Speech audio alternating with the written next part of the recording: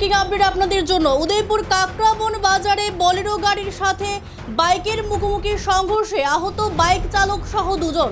ইতিমধ্যে আহতদের নাম জানা গেছে মানিক দাস এবং সমীর দাস। আহত দুজনকে রক্তাক্ত অবস্থায় কাকরাবন দমকল কর্মীরা উদ্ধার করে হাসপাতালে নিয়ে গেছে। একটা কল পাইছি কাকরাবন, আমরা পাইছি থেকে যে কাকরাবন বাজারে একটা অ্যাক্সিডেন্ট হয়েছে। তা আমরা যথারীতি আমরা নির্দিষ্ট জায়গায় এলাম। আসার পরে আমরা দেখলাম যে দুটো লোক আমরা বাইক নিয়ে, বাইকে আর বলেরোটা আমরা, কারণ সিরিয়াস তাদের অনেক, যে আমরা যদি এটি কালেকশন করতাম তাহলে তারা বাঁচানোটা খুব কষ্ট হইল। তো আমরা যথারীতি আমরা রুগীটা নিয়ে আসি না, ক্যাবেন্ডা হসপিটালে এসেছি।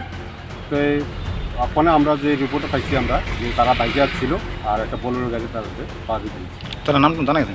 নাম একজনের নাম হয়েছে আপনার মানিক দাস, আর আরেকজনের রয়েছে সমীর দাস। এটি কাকরাবনের কাকরাবন তারা তো কোনখান জানি হচ্ছে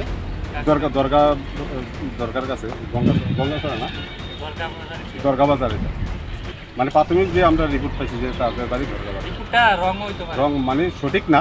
তো আমরা যেটুকু মানে খবর পাইছি যে তাদের দরগা বাজারে বাড়ি।